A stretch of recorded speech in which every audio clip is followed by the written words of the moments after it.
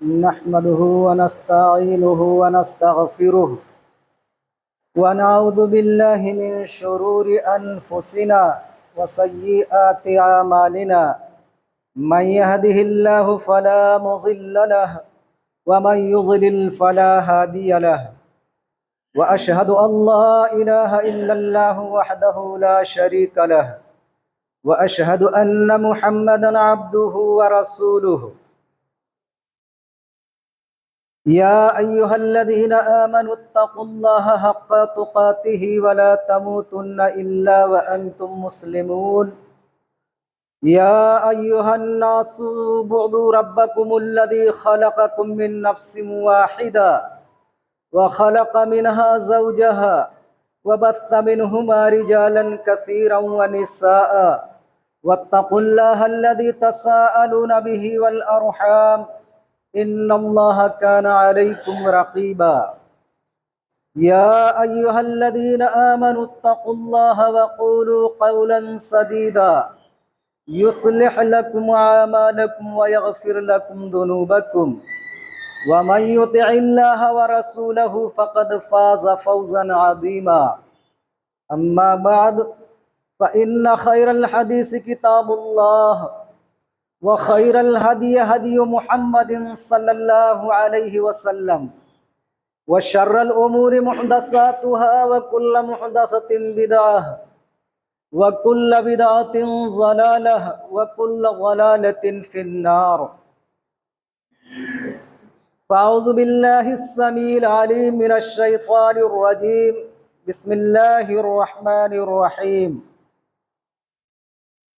إن الذين قالوا ربنا الله ثم استقاموا تتنزل عليهم الملائكة ألا تخافوا ولا تحزنوا وأبشروا بالجنة.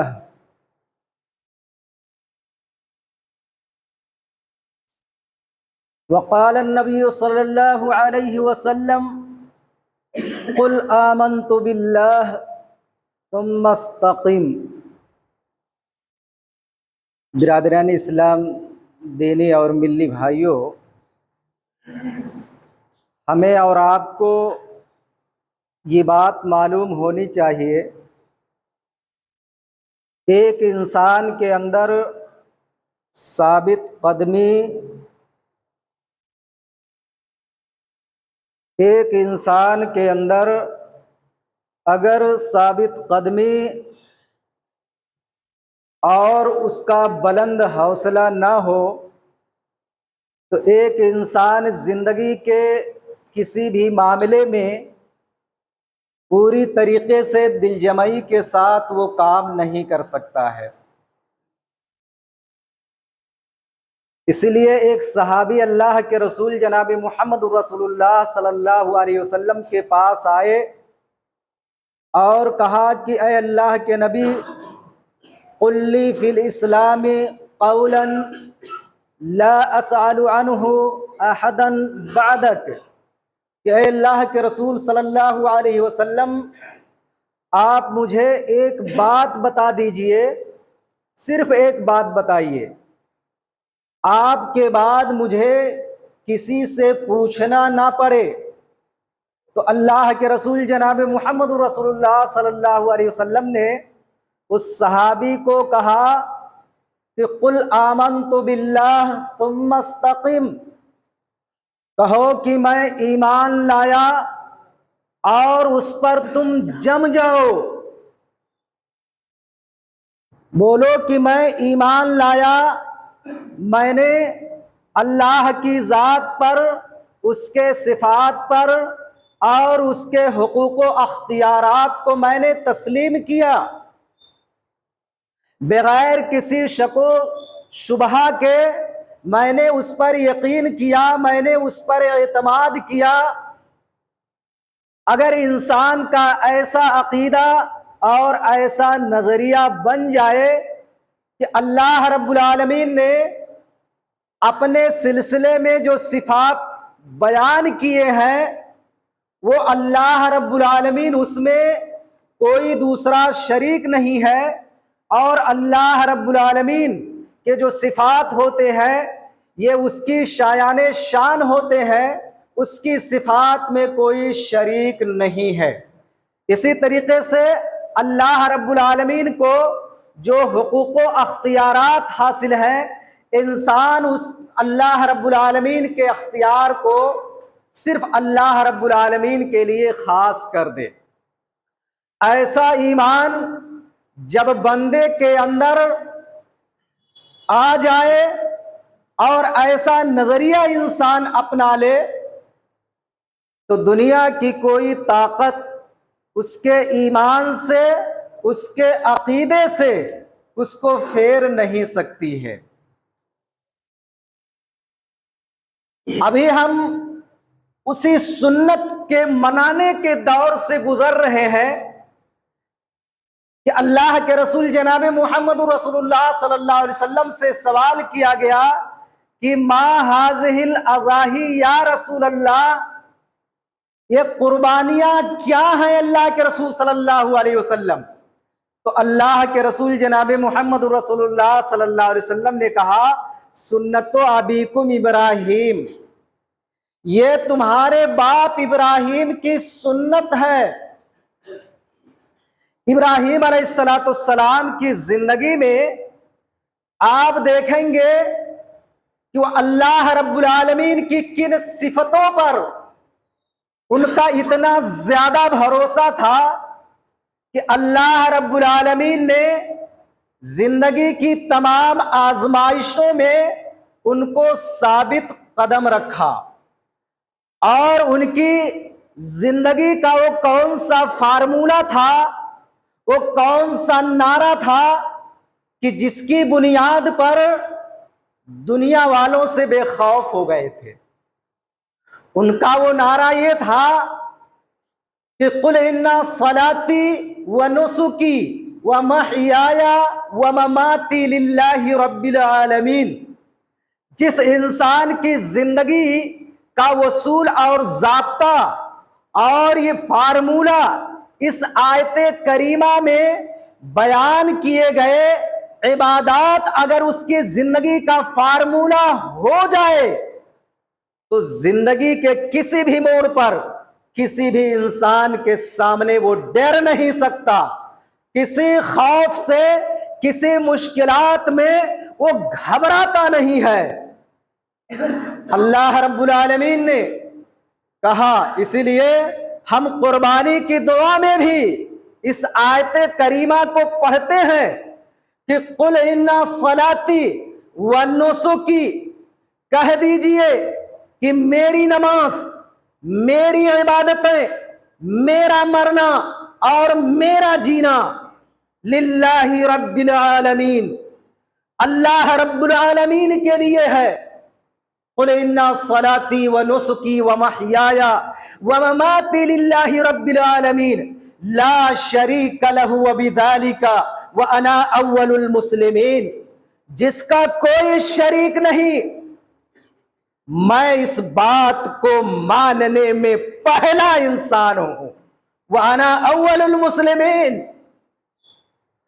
یاد رکھیے ان باتوں میں اللہ رب العالمین نے انسان کو وہ فارمولہ بتا دیا ہے کہ جس فارمولے کو اپنا کر کے انسان پہاڑوں سے ٹکرا جاتا ہے، سمندروں کے سینے کو چیر دیتا ہے، بڑے بڑے وقت کے حاکموں کی آنکھوں میں آنکھیں ڈال کر کے اس کو مبہوت کر دیتا ہے۔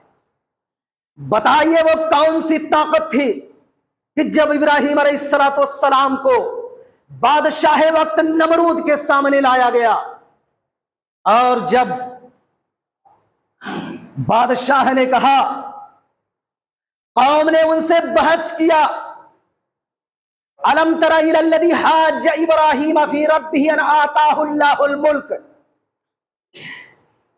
بتاؤ کہ جب بادشاہ وقت نے ابراہیم علیہ السلام سے بحث کی اللہ رب العالمین کے سلسلے میں، بحث اس لیے اس نے کیا کہ اللہ رب العالمین نے اس کو بادشاہت عطا کی تھی۔ بادشاہت انسان کو مغرور بنا دیتی ہے۔ اس مغرور بادشاہ نے کہا کہ بتاؤ تمہارا رب کون ہے؟ قال ربی الذی یحیی و یمیت، کہا میرا رب وہ ہے جو زندہ کرتا ہے، جو مارتا ہے۔ بادشاہ وقت نے کہا انا احیی و امیت، اور اس نے ابراہیم علیہ السلام کو ڈرانے کے لیے دو قیدیوں کو بلایا، ایک قیدی کو اس کی گردن کو اڑا دیا اور دوسرے کو زندہ رکھا چھوڑ دیا۔ کہا ابراہیم دیکھ میں بھی زندہ کرتا ہوں، میں بھی مردہ کرتا ہوں، میں زندگی دیتا ہوں، میرے ہاتھ میں موت و حیات ہے۔ لیکن وہ مرد مجاہد جس کی زندگی کا فارمولہ تھا ان صلاتی و نسکی و محیایا و مماتی للہ رب العالمین، میرا مرنا اور جینا اللہ رب العالمین کے لیے ہے، اور ان صفات میں اللہ رب العالمین کا کوئی شریک نہیں ہے۔ ابراہیم نے کہا فإن اللہ یاتی بالشمس من المشرق فات بہا من المغرب، کہا میرا رب وہ ہے جو سورج کو پورب سے نکالتا ہے اور پچھم میں اس کو ڈبو دیتا ہے۔ اگر تمہارے رب ہونے کا تم سمجھتے ہو کہ تم رب ہو تو اس کو پچھم سے نکال کر کے مشرق میں ڈبو۔ فبہت الذی کفر، ہکا بکا رہ گیا۔ تو جو اللہ رب العالمین پر بھروسہ کرتے ہیں اور یہ کہتے ہیں کہ میرا مرنا اور میرا جینا اللہ رب العالمین کے لیے ہے، تو کسی بھی طاقت کے سامنے کھڑے ہو کر کے آنکھوں میں آنکھیں ڈال کر کے گفتگو کرتے ہیں اور اللہ رب العالمین کے دیے ہوئے دلائل کو پوری دل جمعی کے ساتھ اور پوری اتھارٹی کے ساتھ اور انتہائی بے خوفی کے ساتھ اس کو پیش کرتے ہیں۔ لیکن جس انسان کو اس کے عقیدے میں خلل ہو، اس کے عمل میں کھوٹ ہو، اور جس کو اپنی زندگی اپنے لیے پیاری ہو، ایسا انسان کہے گا بچا لو زندگی، کیا فائدہ ہے تھوڑی سی بات کے لیے اپنی جان کو دینا۔ اللہ رب العالمین نے کہا کہ جب بندے کے اندر ایسا عقیدہ پیدا ہو جاتا ہے کہ ان الذین قالوا ربنا اللہ ثم استقاموا، یقیناً جنہوں نے کہا کہ ہمارا رب اللہ ہے، ثم استقاموا، پھر اس پر جم گئے، تتنزل علیہم الملائکہ، تو فائدہ اس کا کیا ہوتا ہے کہ فرشتے اتر آتے ہیں اور اس کے بعد کہتے ہیں تتنزل علیہم الملائکہ اللہ تخافوا ولا تحزنوا وابشروا بالجنۃ التي کنتم توعدون، فرشتے آ کر کے کہتے ہیں کہ ڈرنا نہیں، گھبرانا نہیں، مستقبل کے بارے میں جان چلی جائے تو چلی جائے، بچوں کے بارے میں فکر نہیں کرنا، اپنے مستقبل کے بارے میں فکر نہیں کرنا، اللہ تخافوا ولا تحزنوا، ماضی کا بھی ڈر دل سے نکال دینا، اور اس کے بعد مستقبل کا ذرہ برابر بھی تمہارے دلوں میں اندیشہ نہیں ہے، نہیں ہونا چاہیے۔ وَابْشِرُوا بِالْجَنَّةِ، اور جنت کی تمہیں خوشخبری ہو، اس جنت کی جس کا اللہ رب العالمین نے تم سے وعدہ کیا ہے۔ نحن اولیاؤکم، کون یہ کہہ رہا؟ فرشتے، کہ نحن اولیاؤکم فی الحیات الدنیا وفی الآخرہ، ہم تمہارے ساتھی ہیں دنیا میں اور آخرت میں ہم تمہارے ساتھی رہیں گے۔ یاد رکھیے کہ جس طریقے سے ایمان پر اور اعمال حسنہ پر استقامت کا جو حق ہے، اگر انسان ایسا استقامت اختیار کر لے تو رب کائنات کا یہ وعدہ ہے کہ فرشتے اس پر نزول کرتے ہیں، ہم اور آپ دیکھ سکیں یا نہ دیکھ سکیں، لیکن فرشتے نازل ہوتے ہیں، جنت کی بشارت دیتے ہیں اور اس کے بعد کہتے ہیں کہ ہم تمہارے دنیا میں بھی ساتھی ہیں اور آخرت میں ساتھی رہیں گے۔ وَلَكُمْ فِيهَا مَا تَشْتَهِي أَنفُسُكُمْ وَلَكُمْ فِيهَا مَا تَدَّعُونَ۔ اور مزے کی بات یہ ہے کہ جنت میں تم جاؤ گے تو تمہارا جو جی چاہے گا وہ تمہیں ملے گی۔ وَلَكُمْ فِيهَا مَا تَدَّعُونَ، اور جس کا تم آرڈر دے دو گے، جس کا تم مطالبہ کر دو گے، وہ ساری چیزیں تمہیں ملیں گی۔ اس لیے اللہ کے رسول جناب محمد رسول اللہ صلی اللہ علیہ وسلم نے جب ایک صحابی نے کہا اے اللہ کے رسول میں ایک بات آپ سے پوچھتا ہوں، آپ بتائیے کہ تاکہ آپ سے پوچھنے کے بعد کسی سے پوچھنے کی نوبت نہ آئے، اللہ کے رسول صلی اللہ علیہ وسلم نے کہا قل آمنت باللہ ثم استقم، کہ میں ایمان لایا اور اس کے اوپر جم جا۔ ایمان لے آنا آسان ہے لیکن اس پر جم جانا یہ ناکو چنے چبانا ہوتا ہے۔ اگر آپ یہ دیکھنا چاہتے ہیں صحابہ کرام کی زندگی میں کہ انہوں نے ایمان لانے کے بعد کس قدر استقامت کا ثبوت دیا، تو آپ دیکھیے حضرت بلال ہیں، ان کا مالک کہہ رہا ہے کہ اے بلال اگر تم اللہ رب العالمین پر ایمان لانے سے نہیں پھرے اور تم نے ایمان کو نہیں ٹھکرایا تو تجھے رسیوں سے باندھ کر کے مکہ کی گلیوں میں گھسیٹا جائے گا، تمہارے سینے پر پتھر رکھا جائے گا اور تمہیں گرم گرم پانی میں تم کو ڈبکی دی جائے گی۔ لیکن اس کے باوجود کیا کہتے تھے حضرت بلال؟ احد احد احد، اللہ ایک ہے۔ حضرت بلال کہا کرتے تھے اگر میرے مالک کے لیے اس سے بھی زیادہ تکلیف دہ کوئی کلمہ ہوتا، کوئی لفظ ہوتا تو بھی میں اس کے سامنے کہتا۔ کیوں؟ اس لیے کہ انہوں نے آمنت باللہ ثم استقم کا مزہ پا لیا تھا، اور نبی کریم صلی اللہ علیہ وسلم ان کو دن رات بشارتیں دیا کرتے تھے کہ اے صحابہ کرام یہ دنیا کی زندگی چند روزہ زندگی ہے، اللہ رب العالمین نے تمہارے لیے جنت لکھ دی ہے، ان الذین آمنوا وعملوا الصالحات اولئک ہم خیر البریہ۔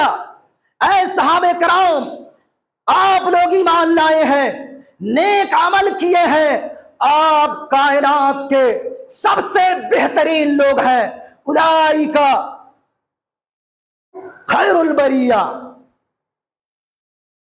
جزاؤہم عند ربہم جنات عدن تجری من تحتها الانہار خالدین فیہا ابدا۔ صحابیوں بدلہ کیا ہے؟ جنت عدن ہے، اس میں ہمیشہ ہمیشہ رہو گے، اور سب سے بڑی بات یہ ہے کہ رضی اللہ عنہم ورضوا عنہ ذالک لمن خشی ربا، اللہ تم سے راضی اور تم اللہ سے راضی۔ اور یہ جو استقامت کس کو حاصل ہوتی ہے؟ لمن خشی ربا، جو اللہ رب العالمین سے ڈرے اس کو یہ استقامت حاصل ہوتی ہے۔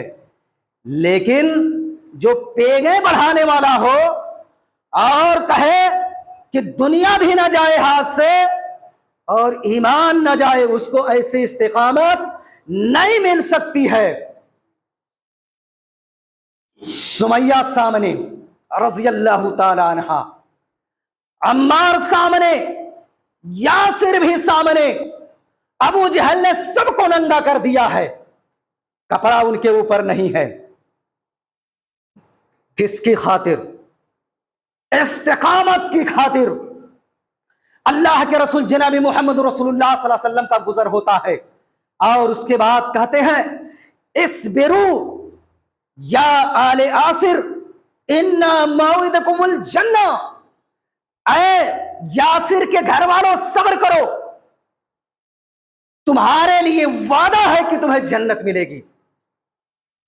اے سمیہ پھر جاؤ، نیزے چلائے جا رہے ہیں، جسم کو چھلنی کیا جا رہا ہے، ایک پیر کو ایک اونٹ سے باندھ دیا گیا، دوسرے پیر کو دوسرے اونٹ سے باندھ دیا گیا، اور مخالف سمتوں میں ابو جہل نے کہا کہ اونٹوں کو ہانک دیا جائے گا مخالف سمتوں میں، سمیہ ابھی وقت ہے پھر جا۔ نہ ابو جہل نے چلا دیا، ہانک دیا اونٹوں کو، اپنے غلاموں کو حکم دیا کہ اونٹوں کو مخالف سمتوں میں چلا دو۔ لیکن نبی کریم صلی اللہ علیہ وسلم کے اس فرمان پر کہ اِنَّ مَوْعِدَكُمُ الْجَنَّةُ اتنا زیادہ بھروسہ تھا اور اتنی زیادہ استقامت تھی، موت سامنے کھڑی تھی، پیر بندھے ہوئے ہیں، اونٹ چل رہے ہیں اور جسم کے ٹکڑے ہو رہے ہیں، مگر استقامت۔ اللہ کے رسول جناب محمد رسول اللہ صلی اللہ علیہ وسلم خانہ کعبہ کے سائے میں چادر پر ٹیک لگا کر کے بیٹھے ہوئے ہیں۔ صحابہ کرام آئے کہ اللہ کے رسول مصیبت کی حد ہو گئی، آپ اللہ رب العالمین سے دعا کر دیجئے کہ اللہ رب العالمین اس مصیبت کو دور کر دے۔ استقامت دیکھیے، نبی کریم صلی اللہ علیہ وسلم کی تربیت دیکھیے، آپ بھی دیکھ رہے ہیں صحابہ کرام کی مصیبتوں کو۔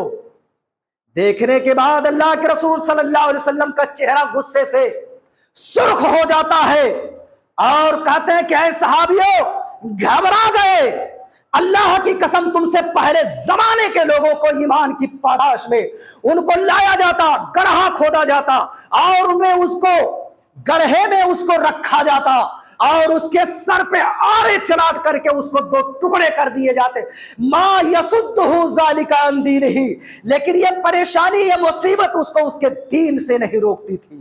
استقامت، استقامت۔ آپ اپنے دل میں زندگی میں کبھی ڈٹ جائیے حق پر، آپ کو دیکھیے کتنا مزہ ملے گا۔ یاد رکھیے امام احمد بن حنبل کو خلق قرآن کے تعلق سے، یعنی اس زمانے میں ایک فتنہ پیدا ہوا مامون رشید کے زمانے میں کہ بولو قرآن اللہ کی مخلوق ہے۔ امام احمد بن حنبل کہتے تھے قرآن اللہ کا کلام ہے اور اللہ کا کلام مخلوق نہیں ہوتا ہے۔ بڑے بڑے لوگوں کے قدم پھسل گئے اور کہا مصلحت کا تقاضا ہے کہ اس کو مان لیا جائے۔ تھوڑی دیر کے بعد ابو الہیثم بغداد کا مشہور ڈاکو آیا، کہا امام احمد بن حنبل آپ زمانے کے امام ہیں، اگر آپ پھسل گئے تو عوام پھسل جائے گی، آپ ثابت قدم رکھیے۔ ارے میرے استقامت کا دیکھو، چوری کیا ہاتھ کاٹا گیا، پھر چوری کیا یہ بھی ہاتھ کاٹا گیا، چوری کیا پیر کاٹ دیا گیا، لیکن میرے چوری کا عالم یہ ہے، بتایا کہ دیکھو میں برائی کے معاملے میں ہاتھ پر میں کٹوا چکا ہوں، لیکن اس کے باوجود میں اس کام کو نہیں چھوڑ رہا ہوں، آپ تو حق کے معاملے میں ہے۔ امام احمد بن حنبل کہا کرتے تھے اللہ اس ڈاکو پر رحم کرے کہ اس کی باتوں سے مجھے اتنا زیادہ حوصلہ ملا۔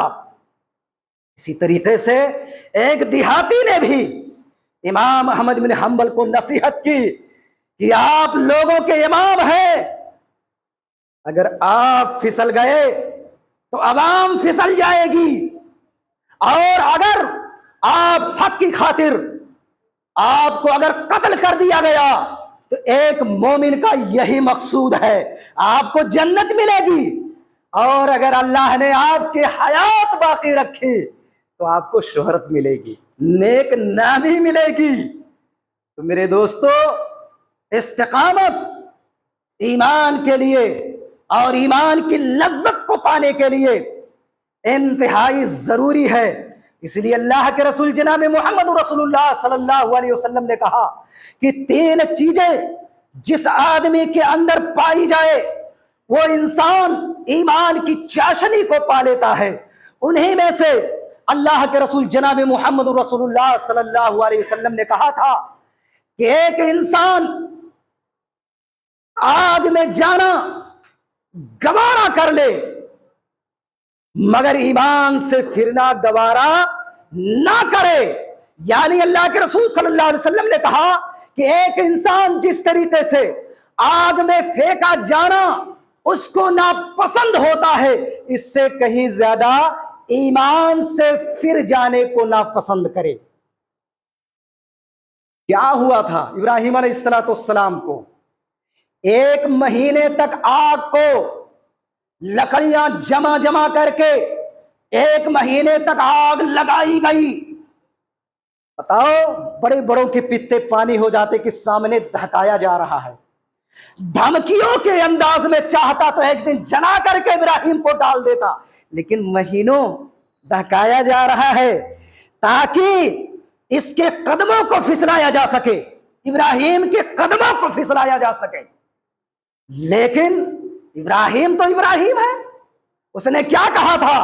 میں حنیف ہوں، میں مسلم ہوں۔ حنیف یہ ہوتا ہے کہ جو سارے رسم و رواج کو، باپ دادا کو، بادشاہ وقت کو، سارے باطل ادیان کو قدموں کی ٹھوکروں میں رکھ کر کے رب کی رضا کی خاطر ساری دشمنی مول لے لے، اب کوئی پرواہ نہیں۔ آگ میں ڈالا گیا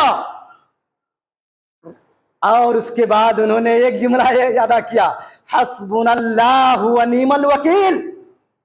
بہت ہی سمپل جملہ ہے، لیکن اس جملے کی اتنی زبردست طاقت کہ اس نے عرش الہی کو اپیل کیا کہ رب تو ہمارے لیے کافی ہے، تو ہی میرا وکیل ہے، اے اللہ مقدمہ تو ہی لڑ، تو میرا وکیل ہے۔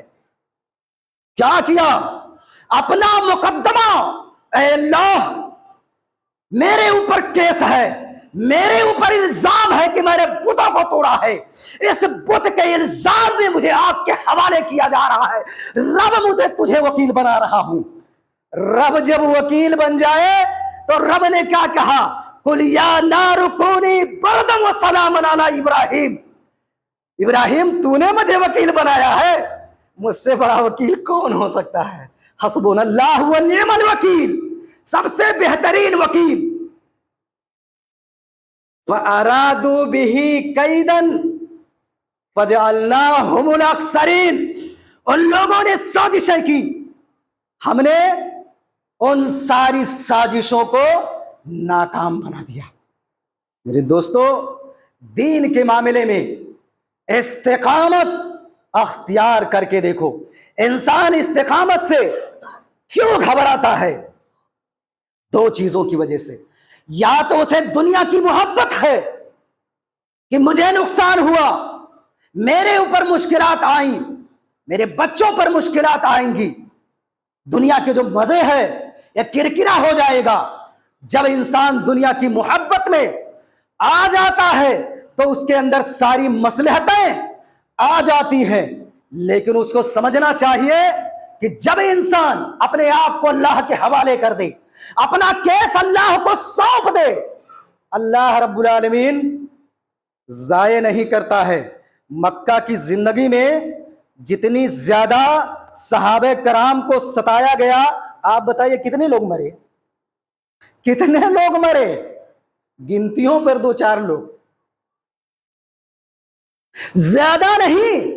اتنی زیادہ پہاڑ کے اتنی زیادہ مشکلات اور ان پر اتنی زیادہ ایذائیں دی گئیں، لیکن اللہ رب العالمین نے جس قدر ان پر مشکلات آئیں، ابتلا اور آزمائش میں ڈالے گئے، بعد میں وہی غلام حضرت عمر کہتے تھے یا سیدی، کس کو کہتے تھے؟ حضرت بلال کو، جن کے گلے میں رسی باندھ کر کے گھسیٹا جاتا تھا۔ تلک الایام نداولها بین الناس۔ وہ عبداللہ بن مسعود جو پتلی ٹانگ کے تھے غزوہ بدر میں، وہی ابو جہل کے سینے پر سوار تلوار لے کر کے اس کی گردن اڑا دیے۔ اللہ رب العالمین کیسے کیسے استقامت کا مظاہرہ کرنے والوں کو اللہ رب العالمین کیسے ہمت دیتا ہے۔ ایک غلام عورت اتنی زیادہ مضبوط ایمان کے معاملے میں ہو جائے، دشمن پریشان۔ یعنی ایک انسان اگر اس قدر جم جائے اور ایک انسان ستاتے ستاتے تھک جائے عمر فاروق رضی اللہ تعالیٰ عنہ اپنے لونڈی کو مارتے تھے اور اس کے بعد کہتے تھے کہ میں نے تجھے چھوڑا نہیں ہے، میں تھک گیا ہوں پھر ماروں گا۔ کتنی زبردست استقامت! تو انسان کو لالچ دنیا کی اس کو دین پر صحیح طریقے سے قائم نہیں رہنے دیتی ہے۔ تو ابراہیم علیہ السلام کی زندگی سے ہمیں جو سبق ملتا ہے استقامت کا، چاہے بادشاہ وقت سے مناظرہ کرنا ہو، چاہے آگ میں جانا ہو، چاہے اپنے لخت جگر کو جو 86 سال کی عمر میں اللہ رب العالمین نے اسماعیل جیسا حلیم و بردبار بیٹا عطا کیا تھا، اس کو اللہ کے راستے میں قربان کرنے کا موقع ہو، یا دودھ پیتے بیٹے کو اور ان کی ماں ہاجرہ کو ایسے سرزمین پر لے جا کر کے اللہ رب العالمین کے حکم سے چھوڑ کر کے آنا کہ جہاں نہ کوئی انسان تھا، نہ کھانے کا انتظام تھا، نہ پینے کا انتظام تھا، نہ چرند تھے نہ پرند تھے، کسی چیز کا کوئی انتظام نہیں تھا۔ استقامت! جب ہاجرہ نے کہا اللہ امرک بہذا، کیا اللہ رب العالمین نے آپ کو ہمیں حکم دیا ہے؟ کہا ہاں، تو کہا اذن لا یضیعنا، جب یہ اللہ رب العالمین کا حکم ہے تو اللہ رب العالمین ہمیں ضائع نہیں کرے گا۔ اللہ کی باتوں پر بھروسہ، استقامت اللہ رب العالمین کی باتوں پر انسان کو پہاڑ بنا دیتا ہے۔ تاریخ شاہد ہے کہ اگر ایک انسان نے اپنی استقامت کا ثبوت دیا، آگے جو اس کی جانیں چلی گئی لیکن ان کی قربانیاں رنگ لائیں، یہاں نہیں تو وہاں۔ میرے دوستو، اگر آپ چاہتے ہیں کہ ہمیں ایمان کی چاشنی ملے، ایمان کا مزہ ملے، تو مصلحت جو آپ کو حرام تک لے جائے، کبھی بھی اس چیز کو اپنانا نہیں چاہیے۔ جب ایک انسان جب استقامت اختیار کر لے، جان ہی چلی جائے، بھئی جان دے دی ہوئی اسی کی تھی، حق تو یہ ہے کہ حق ادا نہ ہوا۔